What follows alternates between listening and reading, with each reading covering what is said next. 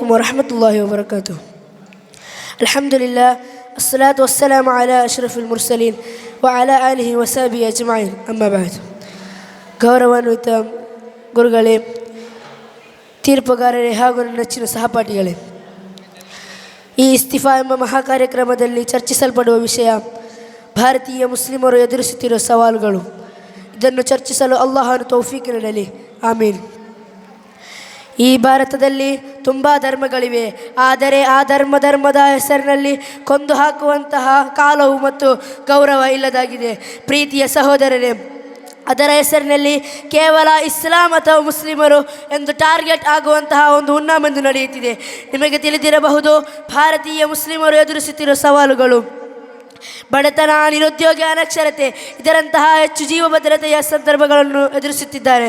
ಮುಖ್ಯವಾಗಿ ಈ ದೇಶದ ವಿಭಜನೆಯ ಸಂದರ್ಭದಲ್ಲಿ ಅವರು ಅನುಭವಿಸಿದ ಸಾವು, ನೋವು, ಕೊಲವು, ಮೇಲುದರ್ಜೆಯ ಮುಸ್ಲಿಮರ ವರ್ತನೆಯ ಕಾರಣಕ್ಕೆ ಭಾರತವು ಅನುಭವಿಸಿದ ಅವಮಾನ, ರೋಷಣೆ.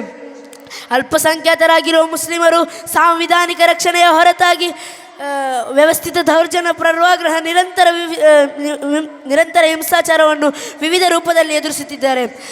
ಆದರೆ ಇಸ್ಲಾಮನ್ನು ಕಲಿಯಬೇಕಾದರೆ ನಬಿ ಸಲ್ಲಲ್ಲಾಹು ಅಲೈಹಿ ವಸಲ್ಲಂ ರವರ ಚಿಂತನೆಗಳಿಂದ,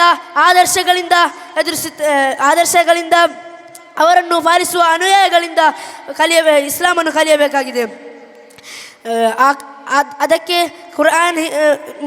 ಕುರಾನ್ ಮುಸ್ಲಿಮರನ್ನು ಸಂಬೋಧಿಸಿ ಹೀಗೆ ಹೇಳುತ್ತದೆ: ವಾಸ್ತವದಲ್ಲಿ ಒಂದು ಜನಾಂಗವು ಸ್ವತಃ ತಾನೇ ತನ್ನ ಸ್ಥಿತಿಯನ್ನು ಬದಲಾಯಿಸಿಕೊಳ್ಳುವವರೆಗೆ ಅಲ್ಲಾಹನವನ ಸ್ಥಿತಿಯನ್ನು ಬದಲಾಯಿಸುವುದಿಲ್ಲ. ವಿಷಯಗಳು ಅಪರಿಮಿತವಾಗಿದ್ದರೂ ಸಮಯಗಳು ಪರಿಮಿತವಾಗಿದೆ. ಕೊನೆಯದಾಗಿ ಭಾರತೀಯ ಮುಸ್ಲಿಮರು ಎದುರಿಸುತ್ತಿರುವ ಸವಾಲುಗಳಿಗೆ ಪರಿಹಾರವನ್ನು ಕಂಡುಕೊಳ್ಳುತ್ತಾ ನನ್ನ ಮಾತುಗಳಿಗೆ ವಿರಾಮ. ಆಖಿರ್ ದವಾನ ಅಲ್ಹಮ್ದುಲಿಲ್ಲಾಹಿ ರಬ್ಬಿಲ್ ಆಲಮೀನ್. ದುಆ ವಸಿಯತಿನೊಂದಿಗೆ ಅಸ್ಸಲಾಮು ಅಲೈಕುಂ ವರಹಮತುಲ್ಲಾಹಿ.